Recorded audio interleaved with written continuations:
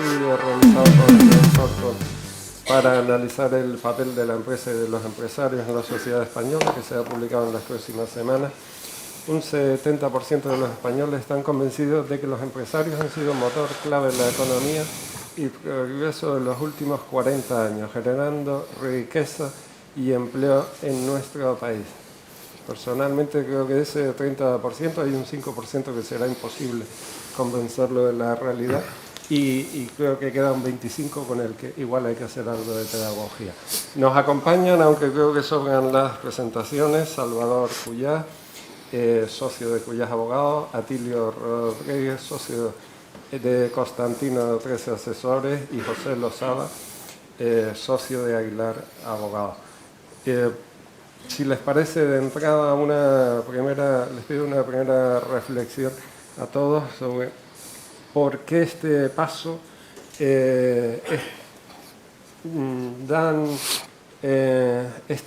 toman esta decisión de colaboración, de integración, como parte de la visión que tiene del servicio a los clientes, o también porque creen que en Canarias hay hueco para desarrollar servicios profesionales quizás con otra mirada. Sin mayor protocolo. Yo mismo. Boro.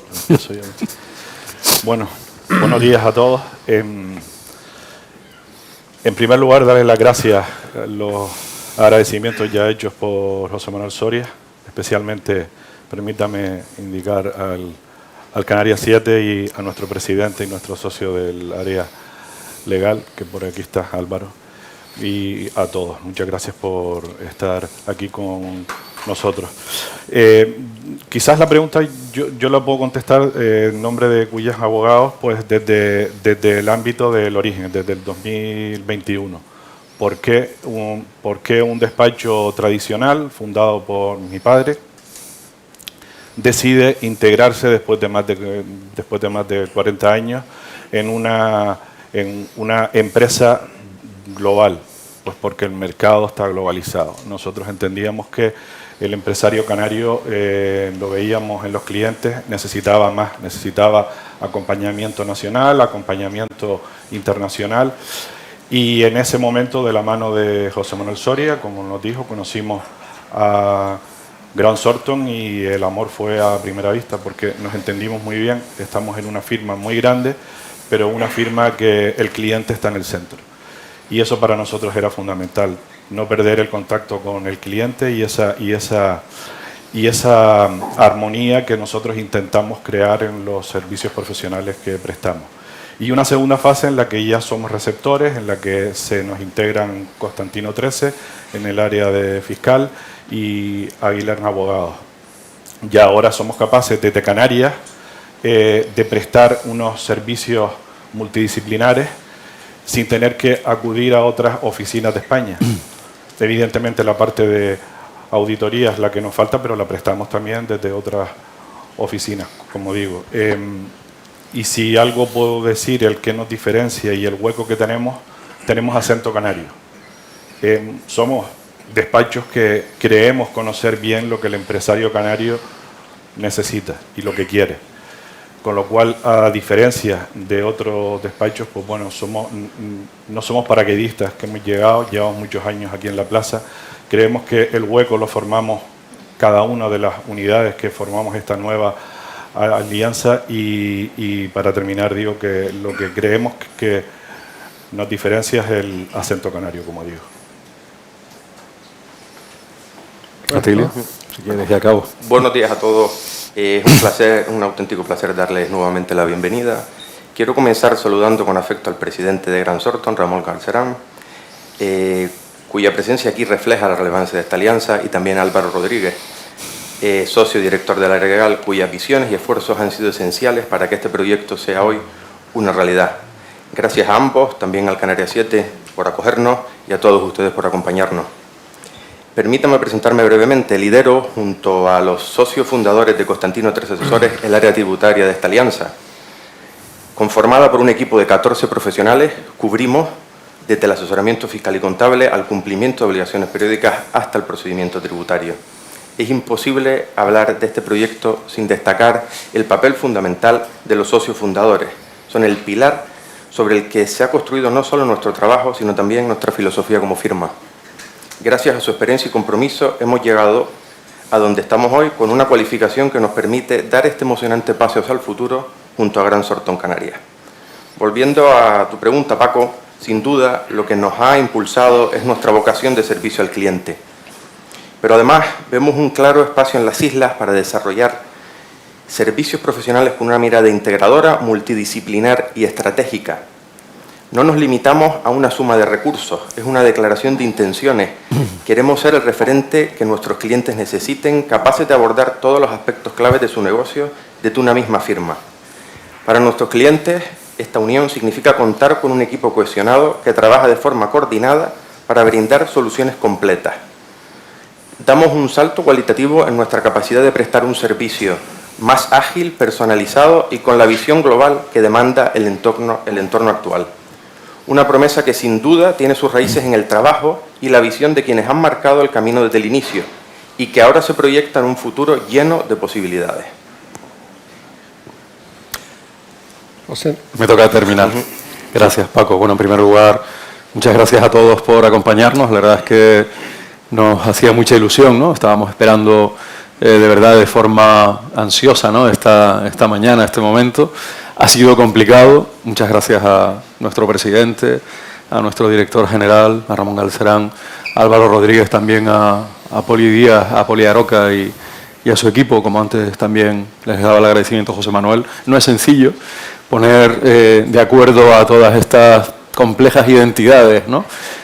Para alinearnos, ¿no? En un acto como el de esta mañana y tratar de compartir con ustedes nuestro proyecto, ¿no? Como advertía José Manuel Soria, ha sido muy sencillo en el plano personal. Creo que los despachos que ya estaban y quienes ahora nos incorporamos, pues tenemos identidades que han quedado, yo creo que incluso reflejadas desde las primeras palabras de José Manuel. Gracias por recordar a Francisco Aguilar, que en paz descanse. También Boro ha recordado inmediatamente a su padre como fundador de su despacho, y Atilio ha hecho lo mismo con Atilio Rodríguez Beltrá y con Francisco González Haber. Entendemos que tenemos unas identidades muy similares, también una trayectoria muy marcada, ¿no? Somos ya despachos, el nuestro quizá un poco más joven, 35 años este año, pero los demás superan los 40 años, y como acaba de hacer también Grant Thornton en España. Y esa es la clave. Yo creo que nuestro espacio, ese hueco, ¿no? que nos planteabas en tu pregunta, el hueco existe. Yo creo que nosotros ya ocupábamos un espacio. Lo que intentamos ahora es cubrir esos otros espacios que nosotros de forma independiente no éramos capaces de cubrir y que los clientes nos demandaban, ¿no?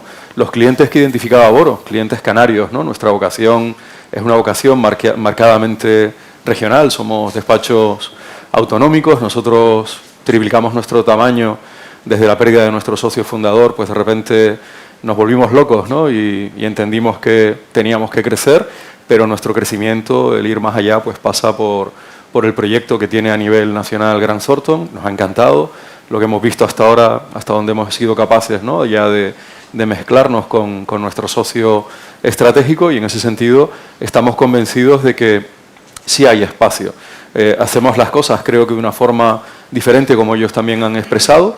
Eso nos diferencia, y esa suma yo creo que es algo más que una suma de 3 unidades. Estamos convencidos de que vamos a multiplicar por mucho más, y de hecho, en el tiempo que ya llevamos trabajando a nivel local, creo que lo hemos conseguido. Estamos también dando respuesta a las necesidades de esos clientes locales a nivel nacional.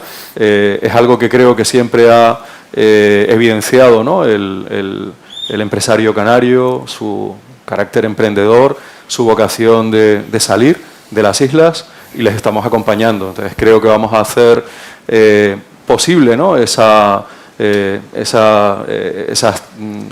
salidas, ¿no? hacia esos otros territorios y a esos proyectos que también tienen y que comparten con nosotros nuestros clientes, y ya desde una perspectiva global, ¿no? Desde la capacidad de darles un servicio realmente integral. José Manuel, no sé si quiere.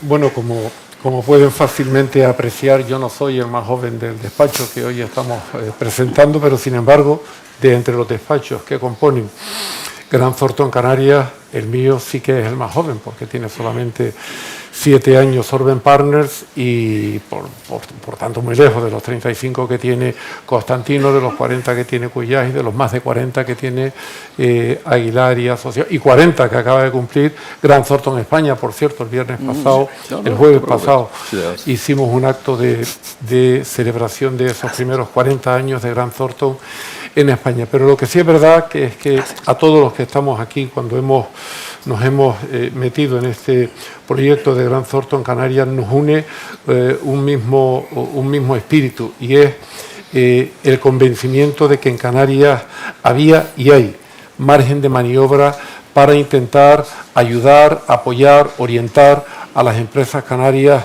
en sus respectivas actividades, tanto en las que ya se han señalado aquí, de asesoramiento legal en general, a partir de hoy también fiscal y laboral, sino también en lo que decía Salvador Cuyás al principio, en auditoría. No tenemos aquí servicios directos de auditoría, pero sí tenemos todo el backup de lo que es el potente equipo de auditoría a nivel nacional. Tengan en cuenta que Gran Thornton en toda España tiene 12 oficinas, aparte incluyendo la de Madrid y la de Barcelona, y por tanto creemos que uno de los objetivos que han iluminado el hecho de que vayamos progresivamente creciendo aquí es un objetivo claro de consolidación. No decimos que tenga que ser así forzosamente siempre, pero nosotros tenemos una visión de que integrando en la cartera de servicios toda esta heterogeneidad de herramientas de ayuda y orientación a la empresa, pues creemos que se crean sinergias que al final son beneficiosas para los propios clientes que de manera separada teníamos cada uno de nosotros. Ahora pues somos aproximadamente unas 50 personas, de los cuales somos aproximadamente unos 40, entre 40 economistas y abogados.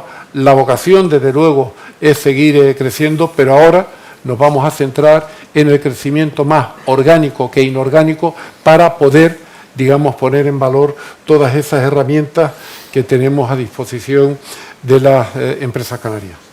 Ya que hay tanto profesional del mundo jurídico y después de escucharles, José Lozada, también José Manuel, convenzan al legislador para que la edad sea un atenuante, no un agravante, y si es posible que tenga un mejor rendimiento tributario. O sea que ahí lo dejo como sugerencia. Vamos a descender un poquito al detalle legal. Empiezo por Salvador.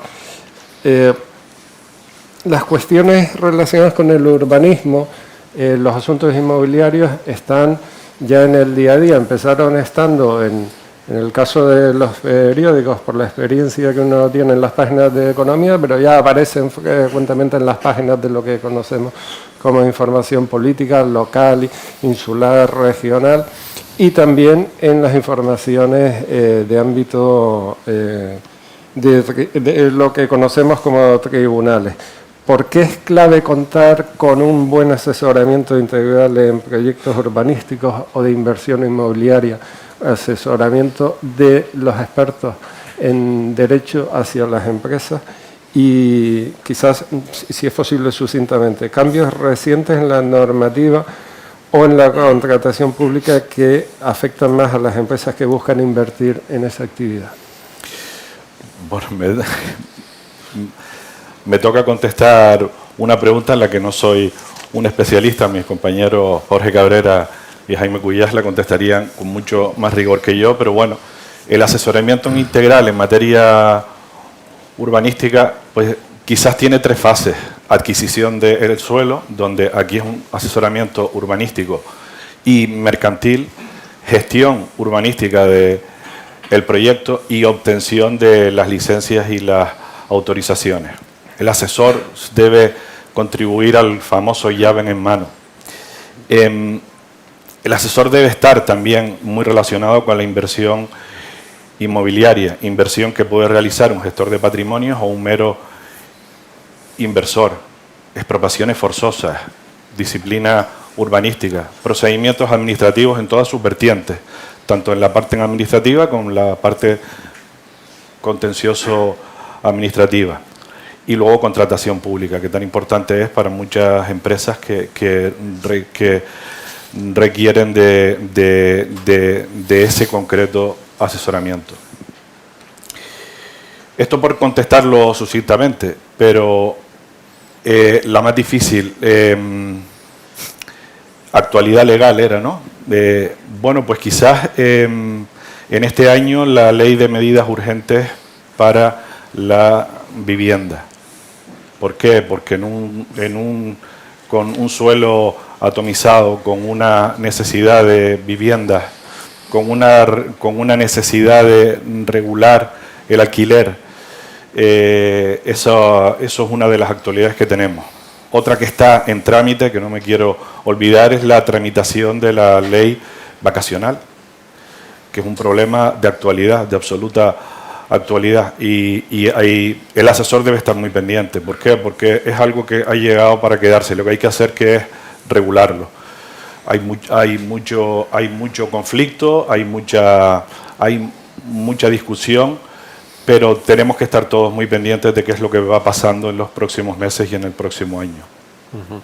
Y luego, para terminar, hay que estar pendiente siempre de la ley del suelo y la ley del turismo, de sus posibles modificaciones. Yo creo que con esto escapa un poco la pregunta para una persona que no es experta en. Muchas gracias. José Losada, otra cuestión también de actualidad. El debate, me había notado aquí, entre la patronal y el Ministerio de Trabajo en relación con la reducción de la jornada laboral a 37,5 horas. Creo que ya la patronal, alguien la ha sacado fuera de la ecuación, ¿no? de la ecuación. Imagino que esto se va a convertir, sobre todo para aquellos que no lo sigan al detalle, en un quebradero de cabeza laboral, y al igual que los nuevos requerimientos de control de horario. Sí, a ver, tenemos un fin de año emocionante, ¿no? Un año más. ¿Quién dijo miedo, no? O sea, aquí no salimos de un disgusto para meternos en otro. Yo, y para quienes no nos hayan leído todavía en Canarias 7, ¿no?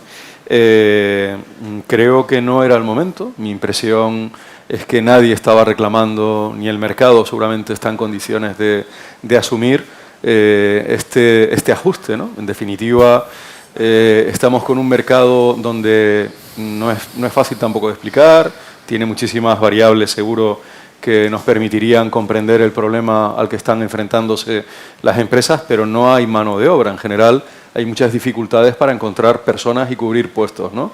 Bueno, pues la tormenta perfecta. Entonces, ahora vamos a reducir jornadas en sectores como la mayoría de los sectores de la economía canaria, donde va a ser tremendamente complicado.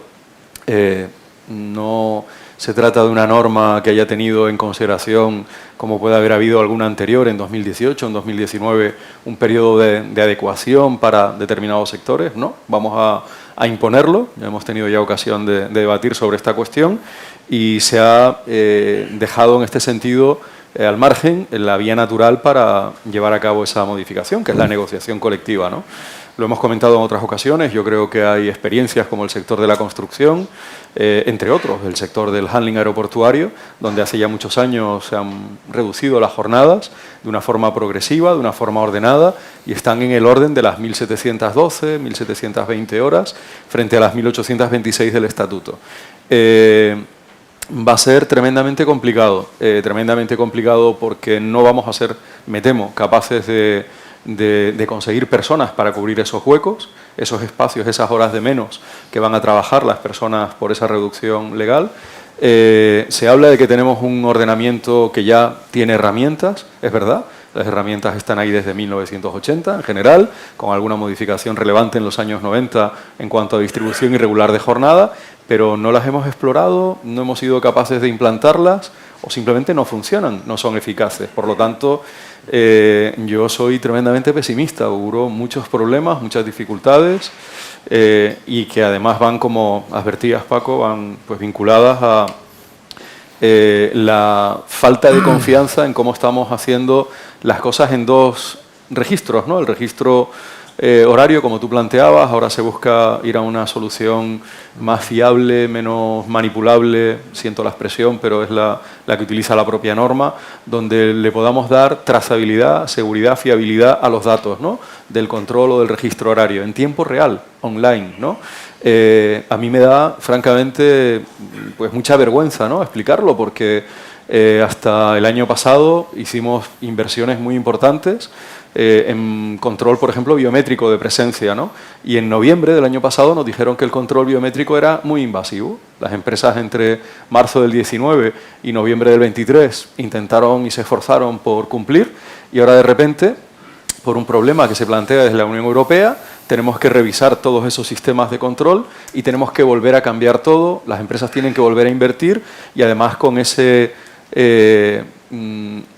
adhesivo, con ese marchamo de que somos incumplidoras, manipulamos los datos y generamos desconfianza en la administración y más desconexión digital, ¿vale? Ahí también el legislador en esa misma norma ha metido esas tres ideas, o en ese borrador que está en información pública hasta el día 7 de diciembre, ha metido tres grandes problemas en un momento en el que no tengo la seguridad de que nuestras empresas estén en disposición de afrontar nuevos retos. Teníamos ya otros, y retos creo que naturales, y estos me parecen absolutamente forzados, innecesarios, y desde luego posiblemente en el peor momento posible. Nuestra economía va aparentemente como va, pero las empresas no tienen capacidad para seguir asumiendo este tipo de obligaciones sin más, ¿no?, sin ninguna razón, sin ninguna justificación, más allá de la oportunidad política.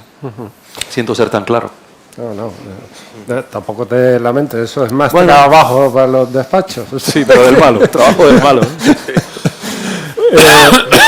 Atilio, la actividad de ustedes tiene la capacidad de ir ampliando el vocabulario y nos obliga al resto a recordar además muchas expresiones que proceden del latín, de otras lenguas, y que incorporamos al vocabulario habitual. Ahora es el verifacto, la modalidad prevista para cumplir con la ley antifraude. ¿Nos podías contar un poquito esta nueva obligación y cómo afecta a la empresa canaria? Sí. Bueno, la lucha contra el fraude fiscal en España ha llevado a la implementación de medidas que buscan estandarizar y asegurar la integridad de los sistemas o los programas de facturación. Este proceso se inició ya en el año 21, estableciendo nuevas obligaciones para los sistemas y programas informáticos de facturación. No, que me la veo. Los requisitos que debían cumplir en el año 23 se establecieron para garantizar la integridad, conservación y legibilidad, en la línea de lo que comentaba José Losada, también no solo ya a los empleados, sino ya también llevado hasta el plano de la facturación. Y en el pasado mes de octubre se publicaron las especificaciones técnicas del famoso Verifactu, que no es más que verificación de factura. Es importante destacar que aunque inicialmente se estableció como fecha de arranque el 1 de julio, como fecha límite para la adaptación a los sistemas de facturación, parece que se está considerando la posibilidad de prorrogar ese plazo hasta el 1 de enero del 26 o incluso hasta julio del 26, de cara a facilitar a las empresas y profesionales a los nuevos requisitos. ¿Cuáles son los dos objetivos clave?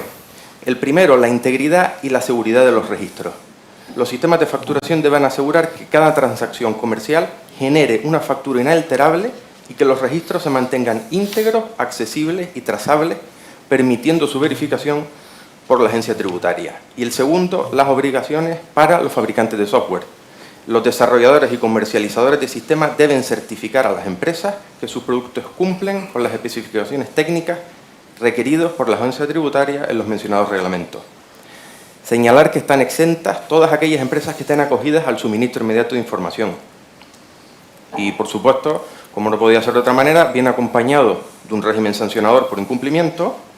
Para los usuarios, una sanción consistente en una multa de 50.000 euros por cada ejercicio, cuando la infracción consista en la tenencia de sistemas o programas informáticos sin la debida certificación.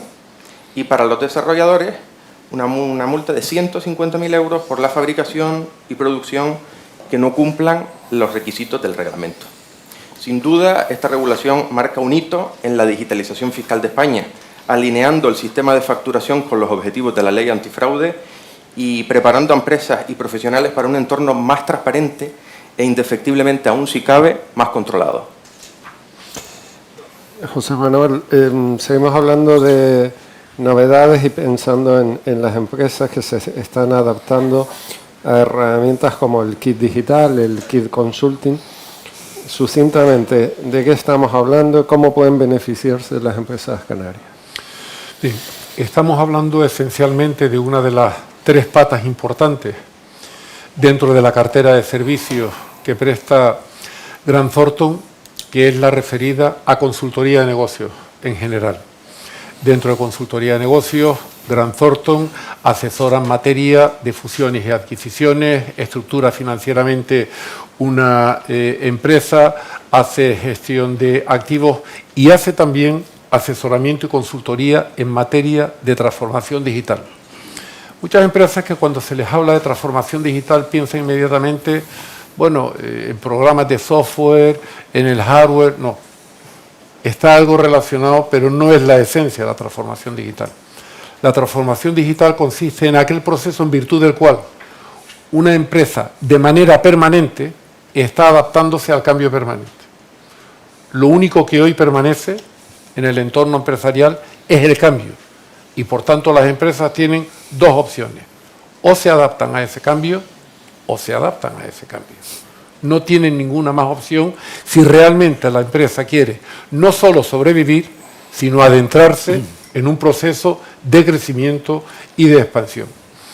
Hay muchas herramientas y además la mayor parte de ellas están financiadas con recursos públicos, la mayor parte de los cuales viene de la Unión Europea. Y después de la pandemia todos conocen el conjunto de programas que desde las instituciones europeas se han puesto al servicio de las empresas con ingentes cantidades de recursos que van directamente a ser gestionados por parte de las administraciones públicas nacionales y, en el caso de países descentralizados como España, comunidades autónomas, otras entidades públicas, etcétera, etcétera. Nosotros nos hemos especializado a lo largo de los últimos años en la gestión de algunas de estas herramientas que contribuyen a ayudar a las empresas a poder beneficiarse de esos recursos, que insisto, son recursos que están ahí a disposición de todas las empresas, pero que hay que saber dónde están, cómo se plantean, cómo se gestionan y cómo puede redundar el uso de esos recursos en una mejora de productividad y en una mejora de competitividad de las compañías. En concreto, nosotros tenemos 2. Cuando digo tenemos, quiero decir porque Grant Thornton ha sido nominado por parte de las entidades públicas que gestionan estas herramientas, en concreto Red.es, que es una compañía pública dependiente del Ministerio de Economía Digital, y la Escuela de Organización Industrial, que es una entidad pública dependiente del Ministerio de Industria. Cada una de estas 2 entidades gestionan 2 instrumentos distintos. Uno es el llamado kit digital y el otro es el kit consulting, que hace referencia a una herramienta para estar dirigida fundamentalmente, las 2 están dirigidas a pequeñas y medianas empresas, pero la del kit consulting está dirigida fundamentalmente a compañías industriales. ¿En qué consiste el kit digital? El kit digital es un programa de asesoramiento digital que en este caso hace Grant Thornton como entidad que tiene un acuerdo marco con la compañía pública Red.es, y en virtud de este acuerdo lo que prestamos es un asesoramiento integral orientado a facilitar la transformación digital de las compañías. ¿Esto qué incluye? Pues esto incluye multitud de aspectos, pero entre otros, asesoramiento en materia de ventas digitales. Oye, yo resulta que tengo una producción de bienes y servicios, sigo vendiendo por los canales convencionales, sigo vendiendo de una manera convencional, pero estoy viendo que muchas empresas venden digitalmente. ¿Cómo puedo hacer para yo obtener economías de escala beneficiándome de este tipo de ayudas que me permitan también adentrarme en este tipo de técnicas? Asesoramiento en materia de ventas digitales. Asesoramiento en materia de gestión del dato. Uno de los recursos más importantes que cualquier firma puede tener hoy, sea una firma de producción de bienes, sea de servicios, es el dato que va generando. Y muchas veces ese dato no se pone en valor. Pero ya hay muchas compañías, como todos ustedes saben, que están incorporando el dato para llevarlo directamente desde donde se origina hasta la cuenta de resultados en términos de EBITDA. Eso, el asesoramiento en materia de gestión del dato, que lo hay a nivel básico y después a nivel avanzado para que las compañías que ya están adentradas en ese tipo de gestión puedan avanzar más en esta materia, también es uno de los servicios que da el kit digital. O bien todo lo que tiene que ver con el asesoramiento también en el uso de la inteligencia artificial, crecientemente utilizada por compañías. O también el asesoramiento en materia de ciberseguridad. ¿Cuántos ataques no están recibiendo diariamente, incluso pequeñas compañías? Porque los ataques de ciberseguridad, esto no va solo de las grandes compañías del IBEX, esto no va solo de las grandes compañías energéticas, esto no va solo de las grandes corporaciones, no, también pequeñas y medianas empresas están recibiendo ataques, pues también asesoramiento a nivel básico, a nivel medio, a nivel avanzado en materia de seguridad. ¿Qué tipo de empresas pueden beneficiarse del kit digital?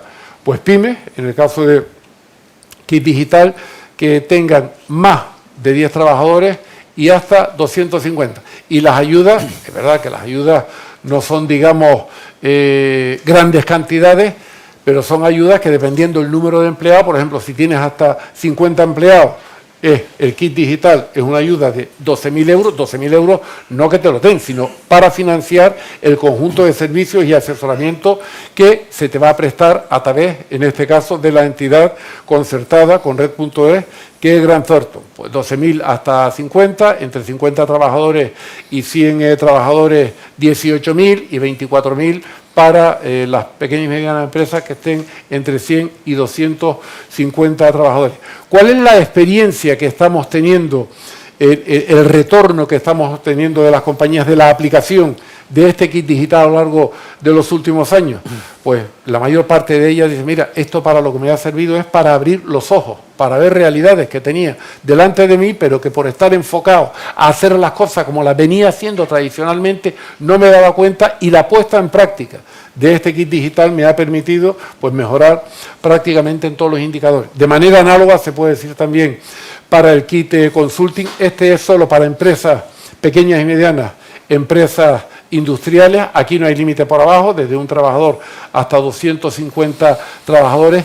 Aquí lo que hay es un servicio en especie valorado en cuantías inferiores hasta unos 7.500 euros que se prestan en servicio, y lo que consiste fundamentalmente el asesoramiento Industria Activa 4.0 se llama, es un conjunto de horas, 50 horas, que incluyen también visitas directamente a la industria para hacer, en primer lugar, un diagnóstico, analizar cuál es la foto actual de la compañía, hacer a partir de esa foto fija un plan, hacer un diagnóstico, a partir del diagnóstico hacer un plan de transformación y finalmente pues culminar con una serie de talleres. También en esta materia el feedback que tenemos de las compañías a las que hemos estado asesorando en los últimos años es un retorno ciertamente favorable. Insisto en que las compañías al final lo que te dicen es, tenía esto delante, no lo sabía valorar, lo he incorporado, hoy soy más eficiente, hoy soy más productivo.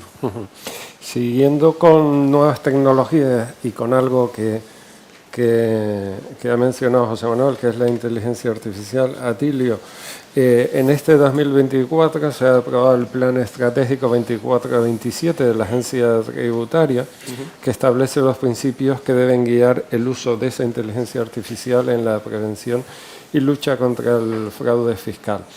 Este plan deja en el aire parámetros como principio de transparencia y de explicación, de proporcionalidad. ¿En qué situación se encuentra la empresa de Canarias ante este nuevo plan?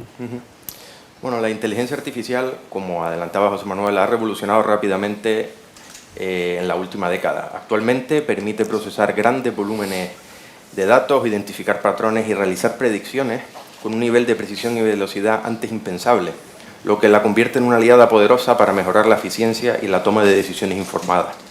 Sin embargo, su uso plantea también desafíos éticos y legales importantes, especialmente en áreas donde puede afectar directamente a los derechos y en la vida de las personas. En el contexto de la administración pública y en particular en la lucha contra el fraude fiscal, supone una herramienta de doble filo. Por un lado, ofrece la posibilidad de detectar y prevenir comportamientos fraudulentos de manera más efectiva, utilizando el uso de recursos y mejorando la capacidad de análisis de grandes volúmenes de información. Y por otro lado, su implementación plantea retos significativos en términos de transparencia, proporcionalidad y protección de los derechos de los ciudadanos. Las capacidades de la inteligencia artificial para automatizar decisiones y recomendaciones trae consigo el riesgo de sesgos posibles, impactos que impactan directamente en la privacidad de los contribuyentes. En este contexto, el Plan Estratégico 2024-2027 de la Agencia Tributaria refleja una apuesta decidida por la inteligencia artificial para la prevención y el combate del fraude fiscal y anuncia un cambio significativo en la forma en que la Administración se relacionará con los contribuyentes. La incorporación de la inteligencia a las estrategias fiscales de la Agencia Tributaria plantea la necesidad de una normativa clara que regule su uso y garantice que esta tecnología se aplica respetando los principios tan consagrados como son la transparencia, la proporcionalidad y la no discriminación. Aunque este plan 24-27 establece algunos compromisos en la línea con lo que comentaba anteriormente, la falta de referencias explícitas a ciertos derechos y principios ampliamente reconocidos limita la claridad y el alcance de estas salvaguardas, lo que subraya la importancia de un marco legal específico para la regulación. Pero sin duda será un avance revolucionario. Seguimos descendiendo al detalle, Salvador. Las empresas se encuentran normalmente en dos tesituras, la de quiero seguir creciendo o a ver cómo escapo de una situación complicada. De manera sucinta, ¿qué herramientas están poniendo en práctica para ayudar a ese crecimiento o también para aquellos que lo están pasando mal, que puedan salir a flote y continuar? Incluyo due diligence, refinanciación, concursos, etcétera. Me alegro que me hagas esa pregunta. ¿Cuál? ¿La de crecer o la de las dos? La segunda no es tan bonita. Aquí voy a meter la cuña publicitaria porque en Grant Thornton uno de los expertise es el M&A. Por lo tanto, nosotros desde la oficina de Canarias aprendemos de cómo se realizan esas grandes operaciones o cuál es el rigor jurídico, legal para llevarlas a cabo. En la firma lo hacemos aquí en la oficina de Canarias, tanto Borja Rodríguez Batilori como Antonio Jaramillo, la segunda parte, la parte de crecer, con mi padre Salvador Cuyás. El crecimiento, como saben, pues puede ser el crecimiento, comprar una empresa, fusiones, adquisiciones, activos estratégicos que son necesarios para cualquier compañía, y las herramientas son las herramientas al uso, ya las has indicado.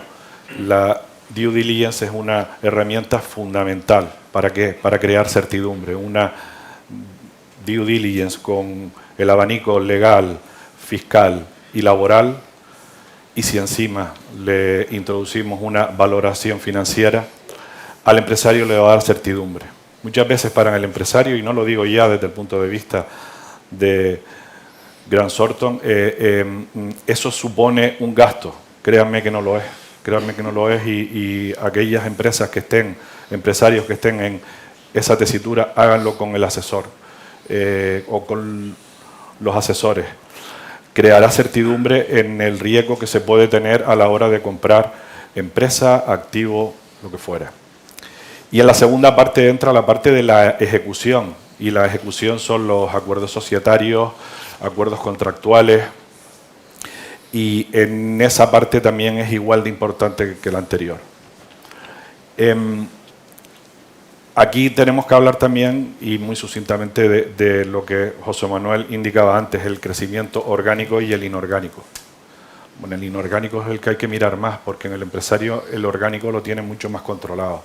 Pero el inorgánico es donde en el asesor, los asesores legales, fiscales, los laborales, tienen que estar muy pendientes y cerca del empresario para que el disparo ese sea lo más certero posible. Y la segunda parte, que es la más fea, que es la de decrecer, o es la parte de los problemas. Bueno, pues las herramientas son las que conocemos todos. Aquí hay representantes de bancos y desde la reestructuración, ventas de activos de forma ordenada.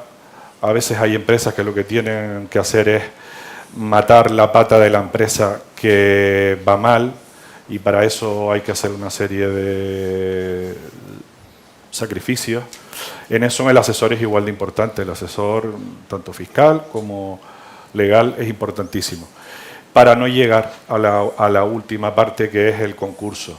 Que en el concurso, como ya saben, pues es o ir a la viabilidad, y por desgracia nosotros aquí en Canarias tenemos experiencia en eso. A la viabilidad, después de un concurso, van muy pocas empresas, o bien a una liquidación ordenada.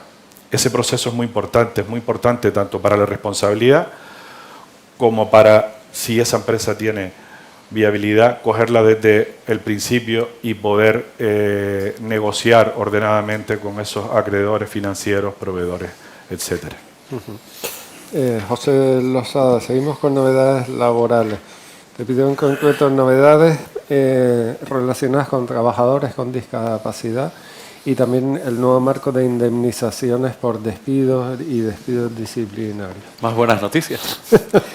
A ver, sí, la verdad es que está siendo un año complicado, ¿no? Con muchas modificaciones, algunas legales, otras de origen jurisprudencial. Estas dos son jurisprudenciales, ¿no? Aquí tenemos dos problemas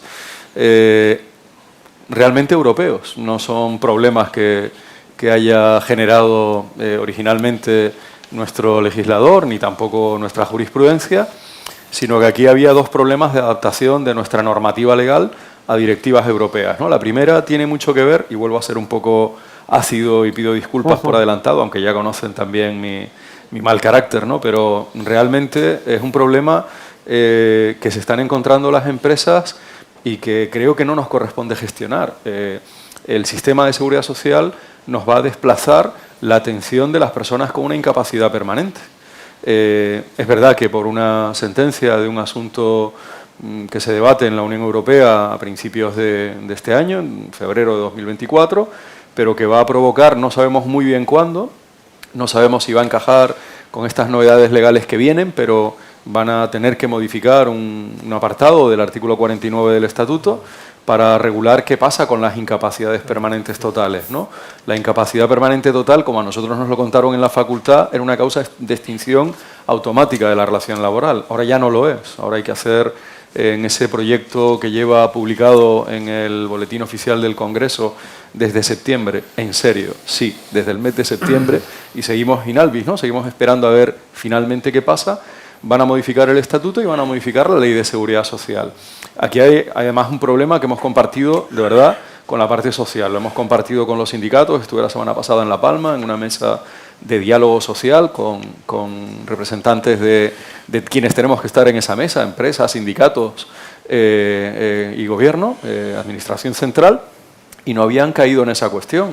O sea, ahora a lo mejor a alguien le adaptan su puesto de trabajo, pero no se lo han preguntado. Mire, pero esto a lo mejor significa que usted ya no tiene pensión de incapacidad permanente, ¿no? Entonces, bueno, es un cambio muy potente, es un problema que, insisto, vamos a tener que gestionar desde las empresas. Primero, adaptación, cuando hay una vacante, pues tratar de adaptar esa capacidad residual de la persona trabajadora a los puestos que puedan existir vacantes en la empresa.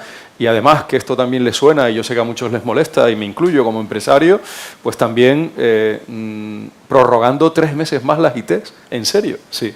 ¿Vale? O sea, si algo nos está desangrando actualmente es la duración de las incapacidades temporales, ¿no? Pues en un contexto idóneo para prorrogarlas un poquitín más, ¿vale? Pues no se les declaran incapacidad permanente, sino que les prorrogamos la IT otros 3 meses para ver si es posible o no esa adaptación, esa adecuación, ¿no? Las empresas no tienen capacidad, no tienen recursos ociosos, no están esperando nuevas obligaciones imaginativas, ¿no?, por parte del legislador, pero es algo que vamos a tener que afrontar, pero que, como también advertía, estamos afrontando ya. Aunque eso lleve desde el mes de septiembre en el Boletín Oficial del Congreso, ya tenemos demandas y tenemos sentencias. Por lo tanto, ahí tenemos un vacío legal que nos está ocasionando muchos problemas en el día a día. Y el de las indemnizaciones está vinculado a algo que comentábamos en la noticia del domingo, ¿no? Había 2 plenos de la Sala mermada sala de lo social del Tribunal Supremo. Ya han resuelto el de la audiencia previa, en el sentido que más o menos todos conocen. Ha sido un fin de semana frenético recibiendo mensajes de indignación de por qué hay que dar audiencia para despedir, y bueno, pues ya les hemos explicado que porque Europa también así lo advirtió, y la OIT, un convenio del 158 de la OIT, y ahora ya está incorporado a partir de ahora como una novedad nueva.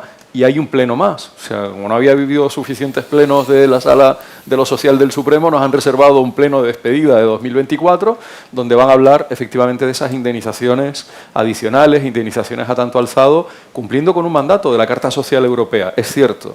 Pero es un examen que ya pasamos en España.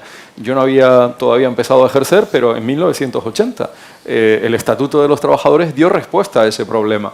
Hasta ese momento, en la legislación anterior, las indemnizaciones por extinción del contrato eran en algún sentido discrecionales. ¿Qué generaba eso? Una enorme inseguridad jurídica. Dependía de la decisión de un juez. Y hay jueces, en fin, no hay jueces en la sala, pero bueno, hay jueces para todo y juezas para todo. Bueno, pues se buscó un sistema justo, un sistema razonable. Ahora quieren volver a esa solución del pasado, de dejar en manos de los jueces el quantum, ¿no?, de las indemnizaciones. De todas formas, yo en esto sí que transmito un poquito de optimismo. Parece que son problemas en 2 o 3 salas muy localizadas de TSJ en España, y bueno, parece que la sensibilidad del Tribunal Supremo es menor que la sensibilidad que generaba el derecho a aquella audiencia previa, con lo que parece que nos vamos a quedar probablemente como estamos, salvo que hemos leído esta mañana algún nuevo globo sonda que les parezca poco con lo que ya viene, y a lo mejor volvamos a tener una modificación en línea con la reforma de 2012. Creo que hoy ha habido una pequeña advertencia de la señora ministra hacia el señor Feijóo de si iban a hacer algo similar a lo que pasó con la reforma de diciembre de 2021. Debe ser un aviso seguramente a navegantes, ¿no? Y quizá una advertencia para buscar una cierta provocación y que se muevan a la hora de negociar, no lo sé, ¿no? Atilio, novedades también en algo que, teniendo en cuenta el origen y la estructura de muchas empresas en Canarias, creo que es fundamental, que es la regularización de las aportaciones a los holdings familiares. Correcto. Sí, bueno, la estructuración de grupos empresariales mediante la creación de sociedades holding, sean familiares o no, se ha convertido en una práctica común para centralizar y optimizar, por un lado, la gestión de las inversiones, y por otro, para mejorar la eficiencia en la administración de las filiales, facilitando el relevo generacional, entre otros objetivos económicos. Estas reorganizaciones se realizan generalmente mediante aportaciones no dinerarias, acogiendo al régimen de diferimiento fiscal, permitiendo, por un lado, el diferimiento fiscal sobre las ganancias que se ponen de manifiesto en el socio aportante, y por otro lado, la exención de impuestos sobre dividendos que se reciben de las filiales a la holding, que no sucede cuando el socio persona física es el que ostenta la participación directa de la filial. Sin embargo, desde hace algunos años, la Administración Tributaria ha intensificado sus revisiones sobre estas operaciones al sospechar que en ciertos casos la motivación principal es obtener la ventaja fiscal sin que existan las famosas razones económicas válidas que han llevado a provocar la reestructuración. En estas situaciones, la inspección venía negando la aplicación del régimen de diferimiento, reclamando la inmediata tributación de las ganancias generadas en el IRPF de la persona que aportaba las participaciones a la holding. El origen de este nuevo horizonte, como comentaba Paco, se remonta al año 23, tras una resolución de la Dirección General de Tributos que cuestionó revolucionariamente esta práctica, indicando que la regulación debe centrarse exclusivamente en la eliminación de los efectos fiscales no deseados, regularizando únicamente el dividendo al socio, en lugar de suprimir el régimen de diferimiento por la aportación de las participaciones. Esto generó incertidumbre sobre la forma de regularizar estas operaciones, especialmente cuando la entidad holding no había distribuido dividendos o solo lo había hecho parcialmente. Recientemente, el Tribunal Económico Administrativo Central ha emitido varias resoluciones en abril y 2 en mayo, concretamente, que apoyan la posición de la inspección en la identificación del fraude o evasión fiscal por la falta de motivos económicos válidos, pero sin embargo el tribunal se distancia en la práctica de exigir la tributación total de la plusvalía en el año de la aportación, como sí venía exigiendo la agencia tributaria, y en su lugar propone que la regularización se realice conforme la holding reciba los dividendos de la operativa, la filial. Con lo cual, de mantenerse ese criterio del tribunal, se plantea la duda de la imprescriptibilidad, porque claro, si la holding, ¿cuándo va a recibir dividendos la holding? Pues a razón de que la filial vaya distribuyendo. Con lo cual, sin duda, el panorama evidencia la necesidad de criterios claros y definitivos. Los tribunales deben ratificar o rechazar el nuevo enfoque del TEAC, mientras que la Administración Tributaria continuará sus inspecciones con un enfoque aún más riguroso.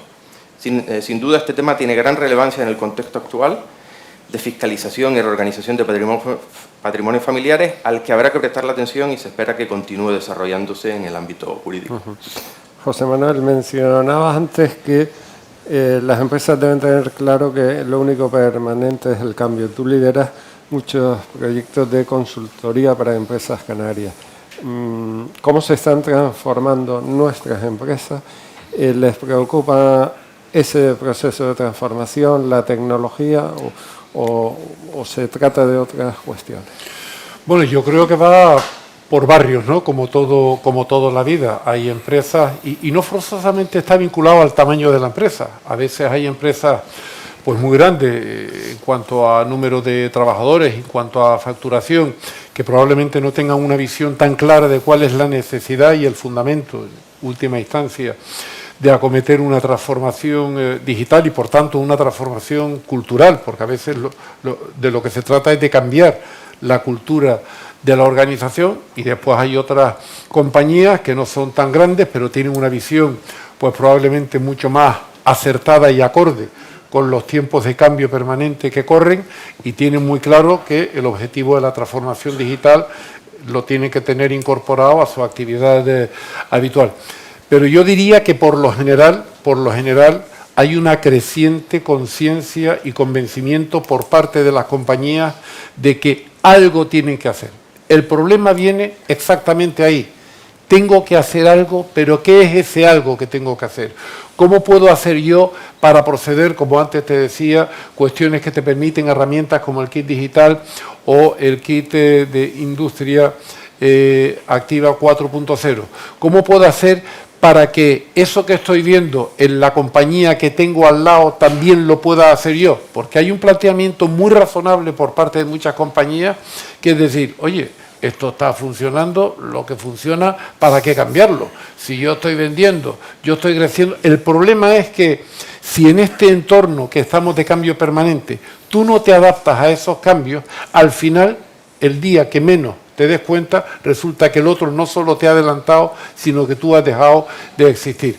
Por tanto, yo creo que hay una conciencia creciente, pero al propio tiempo que hay esa conciencia creciente, todavía hay muchas compañías, insisto, no tiene que ver forzosamente con el tamaño, que no saben exactamente cómo acometer esa transformación. Y ahí es donde, me permito ese minuto de publicidad, como decía antes Salvador, ahí es donde ese hueco Grant Thornton aspira a llenarlo, y a llenarlo simplemente porque ya hemos acumulado experiencia en esta materia a lo largo de los últimos años. Bien, entramos en una última ronda para ajustarnos al horario que nos habíamos marcado.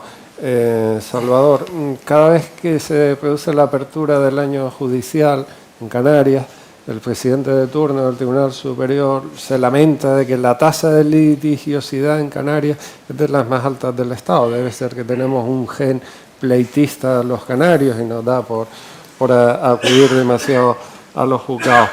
¿En qué nivel está la conflictividad empresarial en estos momentos y sobre qué orden del derecho civil, mercantil, societario? Y en ese sentido, ustedes tienen una visión del abogado o del asesor legal como un aliado de la empresa, no solo el que llega a última hora a ver cómo resuelve uno de esos pleitos. ¿En qué consiste ese concepto y si crees que ayudaría a reducir la litigiosidad? Pues tienes mucha razón en la... Canarias no es de la más alta, es la más alta por habitantes. Y es la más alta por habitantes desde hace 4 años. Hay que ir solamente al informe anual que hace el TCJ, en este caso el nuestro, y somos la tasa de litigiosidad más alta de España. ahora diré la lectura que nosotros realizamos. ¿En qué orden? Bueno, yo me fijo en el orden, en el mío, en el que me toca. El civil es un 40% aproximadamente. ¿Qué significa esto? Esta alta litigiosidad. Bueno, sí, pues significa que los canarios somos peleones. Esa es la primera. Pero esa litigiosidad es muy alta en los pequeños pleitos de pues, las financiaciones, impagos, etcétera. Si nos vamos ya a esos pleitos ya, digamos, de empresas, ahí ya nos estabilizamos con el resto del territorio español. ¿Qué lectura hacemos nosotros desde Gran Sorton, Canarias? Bueno, pues, y voy a contestar las dos preguntas de la misma forma. No creemos, pero lo hacemos. El asesor legal del botón rojo, es decir, cuando ya está inundada la casa llamamos al asesor legal para que venga a achicar agua. Creemos totalmente, y no lo decimos ya por nosotros mismos, sino el aliado del empresario tiene muchos, pero uno de ellos es el asesor legal. El asesor legal no hay que verlo, antes lo dije, como un coste, sino como un aliado. ¿Por qué? Si hay que ir al Tribunal de Justicia con un asesor legal al lado, se van a preparar la prueba mejor. El empresario se va a preparar mejor. Y el pleito podrá tener más certidumbre, y lo digo entre comillas, dentro de la certidumbre que podemos tener en los tribunales de justicia de España, cuando según por plantas hay criterios diferentes, pero bueno, eso es otro tema. Pero el asesor legal tiene que ser una persona, o debería ser una persona que esté muy cerca del empresario para evitar el pleito, para negociar. El empresario necesita tiempo para estar focalizado en lo que tiene que estar, que es en su empresa y en los objetivos, y los asesores ayudarlo. En nuestra experiencia, y ahora sí abro un paréntesis, es que en aquellos clientes, en aquellas empresas en las que estamos muy cerca, la litigiosidad ha bajado de forma muy considerable a través de los años.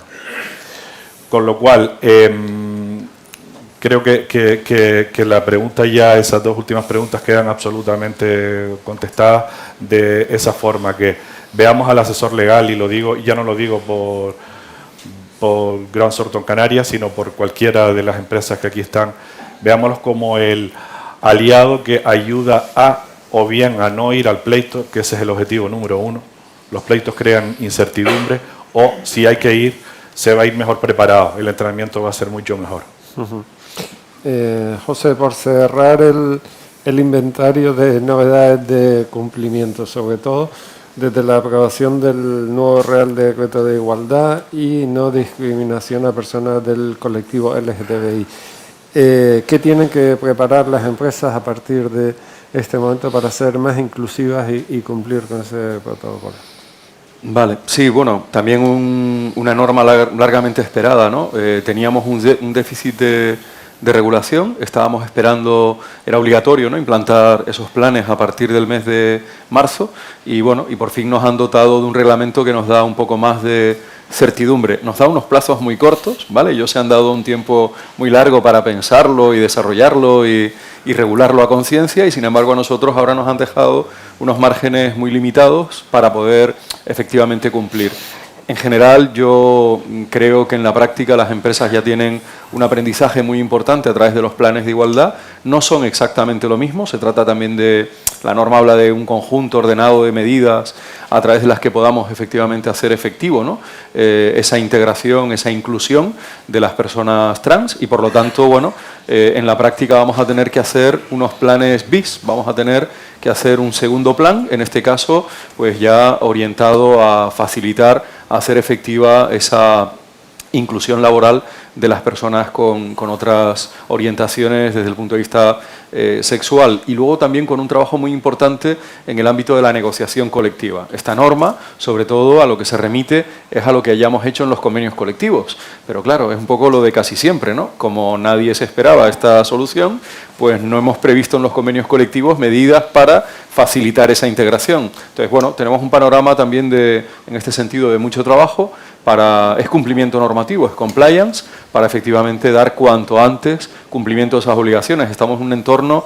en el mejor de los escenarios, de 6 meses, o sea que tenemos que volver a correr. Estamos cerrando planes de igualdad 2, en algunas entidades que hicieron también su trabajo a tiempo, y bueno, y esto es una obligación adicional a esos otros planes que ya teníamos en negociación. Pero bueno, soy optimista, estamos entrenados, ¿no? Hemos aprendido a hacer planes de igualdad, ahora haremos planes también de igualdad LGTBI, de integración del colectivo LGTBI. Atilio, hace unos días, creo que fue el fin de semana, no voy a decir el medio, pero era un medio digital peninsular, publicaba una información en portada que yo creo que estaba orientada desde alguna otra comunidad, que decía Canarias, la Andorra de la industria audiovisual. La verdad es que correcto, con mucho cariño no estaba hecho.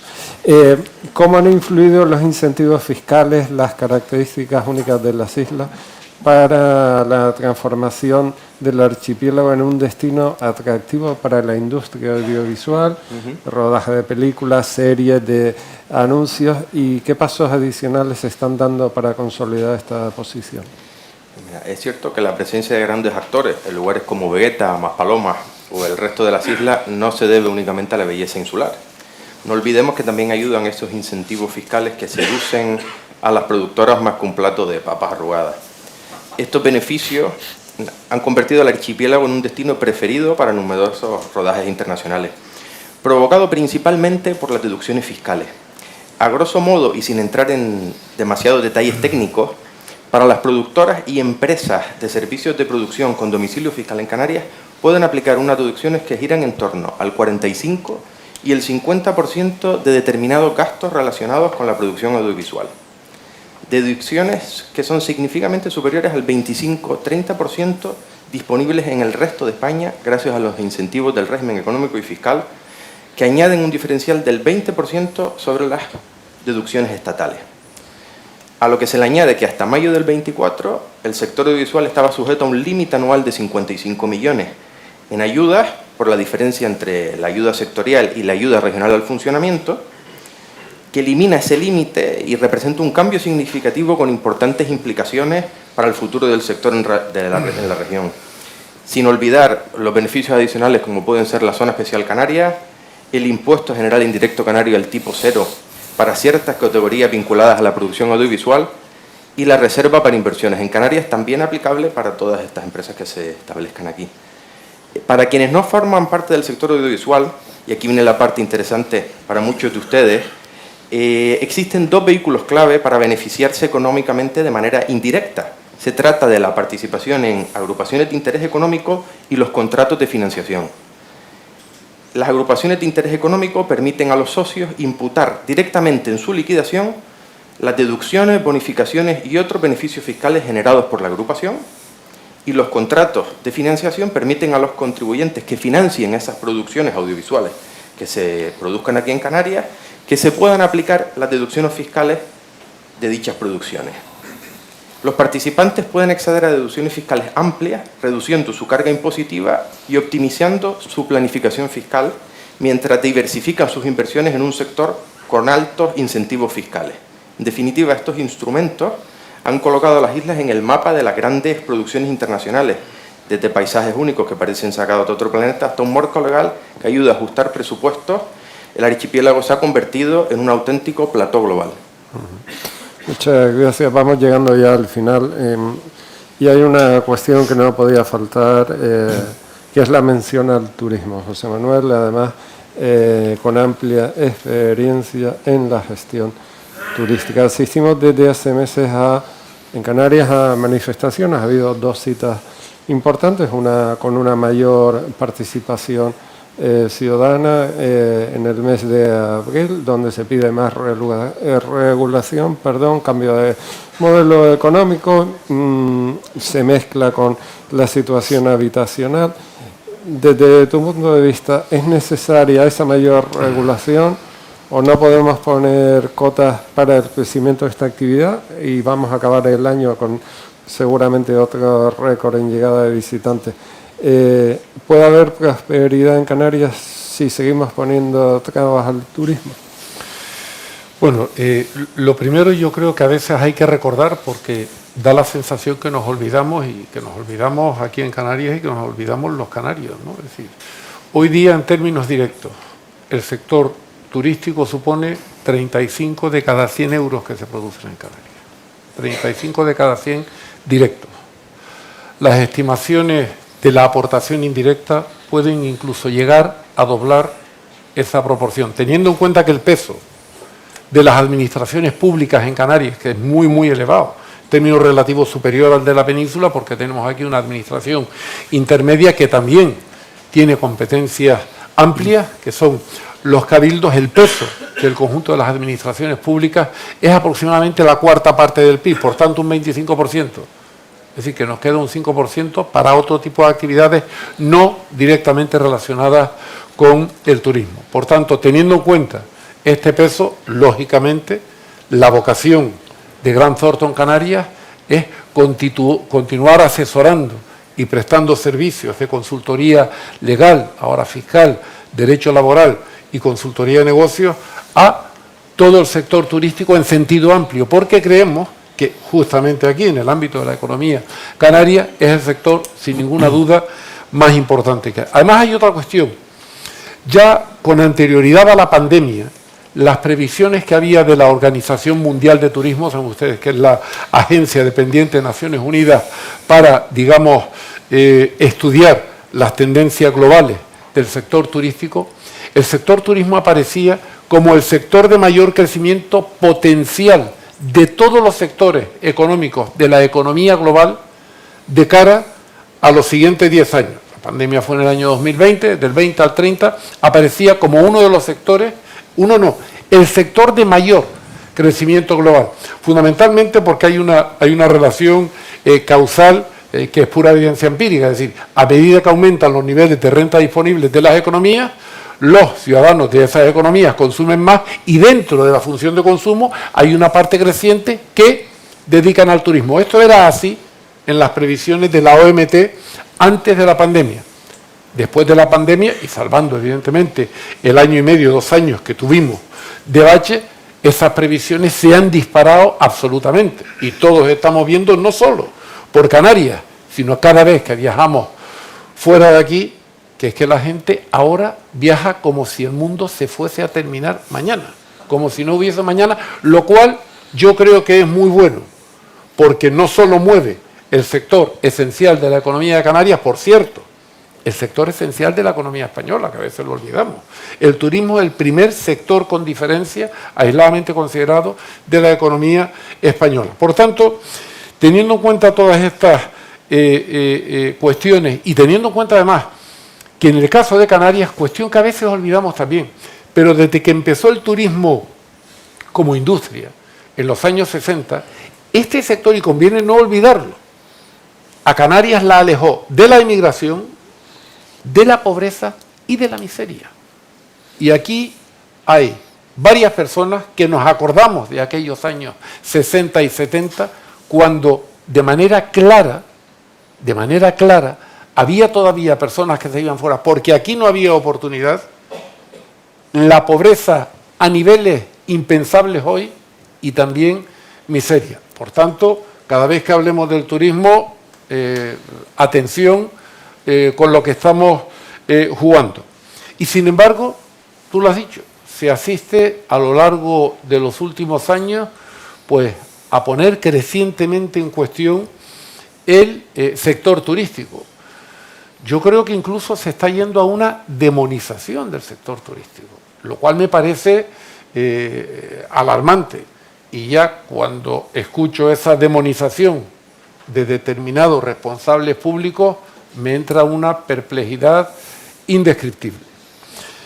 Se escuchan muchos argumentos, ¿no? Es decir, el turismo es culpable de la suciedad en las ciudades, el turismo es culpable de la masificación en las calles, el turismo es culpable de las colas en las carreteras, el turismo es culpable de que los alquileres están muy altos, el turismo es culpable de que aquí hayan residentes que no tienen trabajo. Oiga, un momento porque últimamente se está poniendo sobre la mesa el debate, uno de los debates más comunes es: faltan viviendas de alquiler para los canarios porque las ocupan los turistas. Demagogia. Datos sin contrastar. El porcentaje de viviendas en Canarias destinados a alquiler turístico es un porcentaje mínimo, de acuerdo a un reciente estudio que ha hecho, mínimo por no decir ínfimo, que ha hecho el Colegio de Economistas de Las Palmas. Sí que es verdad que hay un creciente temor por parte de propietarios de vivienda de poner su vivienda en alquiler en el mercado local. Pero eso no responde a que vengan turistas de otros lados a alquilar esa vivienda. Eso responde a la legislación en materia de vivienda, en materia de alquiler, que suponen riesgos para los propietarios que antes no existían. De tal forma que hoy cualquiera de ustedes que tenga un piso y lo pone a alquilar, al cabo de 3 meses te dejan de pagar, se declara vulnerable el inquilino y no solo tú te quedas fuera de tu piso, sino que le tienes que pagar la luz y el agua. Esto es literalmente lo que está ocurriendo. Por tanto, hay muchos de estos problemas que no solo no tienen que ver con el turismo, sino que tienen que ver única y exclusivamente con una determinada forma de legislar. Después hay otra cuestión que es: pongámosle límites al turismo. Pongámosle límites al turismo. Este año van a ser en Canarias unos 16 millones de turistas. Venga, vamos a empezar poniendo límites. Los dejamos a la mitad para el año que viene. Decimos, entran 10 millones, que 16 son muchos. Bueno, ya puesto, ¿por qué no los dejamos en 8 millones? Y ya para que estemos más tranquilos, en 6 millones. Absurdo, absolutamente. Es que hay muchos hoteles. ¿Cuántos cerramos? ¿Cuántos cerramos en esta isla? ¿Cuántos cerramos en Lanzarote y en Fuerteventura? No, es que resulta que hay demasiados turistas por las calles. Oiga, ¿qué hacemos? ¿Ponemos horarios? No, mire, hay una ley en economía que a veces se olvida, que es de un economista a principios del siglo XIX, Jean-Baptiste Say, la ley de Say, que además esto se ha probado con evidencia empírica, que la oferta genera su propia demanda. Esto no quiere decir que el turismo vaya a ser un sector, como afortunadamente viene siendo después de la pandemia, y falta que hacía, en continuo crecimiento. Esto es una historia de picos y valles, como muchos de los empresarios que están aquí en el sector turismo ya han constatado en sus propias carnes a lo largo de toda la historia del turismo en Canarias. Momentos de pico, ahora estamos en uno, y momentos de valle. Y el momento del valle llegará. Esperemos que sea más tarde que pronto, pero el momento del valle llegará. Porque los ciclos en el turismo son como los ciclos económicos. Unas veces estás arriba y otras veces estás abajo. Pero ponerle límites de manera artificial al sector turístico a mí me parece que es un absurdo. Cuestión distinta es la necesidad de regulación del sector turístico. Sí. ¿Puede ponerse en alquiler cualquier tipo de unidad alojativa para que venga un turista? En mi opinión, no. Tiene que cumplir una serie de requisitos. Esos requisitos tienen que estar claros y además hacerse cumplir, porque todo aquello que no tengas capacidad de hacerlo cumplir es como el esfuerzo inútil que le lleva a la melancolía. Por tanto, legislar sí, regular sí, pero control también. Y después hay otro tema relacionado con esto que también es un clásico en esto, ¿no? Tenemos que diversificar la economía canaria. Muy bien. Vamos a diversificar la economía canaria porque parece que el turismo es demasiado en el Producto Interior Bruto canario. ¿Qué porcentaje le dedicamos al turismo? En vez del 35 lo ponemos en un 20, en un 25, en un 30. ¿Y qué hacemos? Por decreto decimos que a partir del próximo año, del día 1 de enero, la actividad industrial en vez de un 6% será el 12%. ¿Y qué es la actividad industrial? Sino la suma de las inversiones y del consumo industrial que hacen las empresas que libre y legítimamente decidan invertir en la industria. No se puede decretar cuál es la estructura económica en una isla, ni en una comunidad, ni siquiera en una nación. Por tanto, el turismo lo que hay que hacer es cuidarlo, hay que mimarlo, hay que regular, pero evidentemente hay que también poner los mecanismos de control para que eso que se regula se pueda cumplir.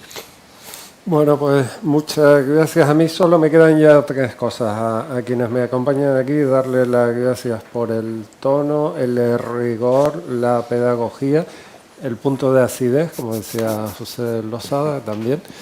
En nombre de Canarias 7, dar las gracias a Grant Thornton por haber contado con nosotros para esta presentación. Y le toca el turno para finalizar este foro, y lo llamo al escenario, a Ramón Galcerán, presidente de Grant Thornton en España.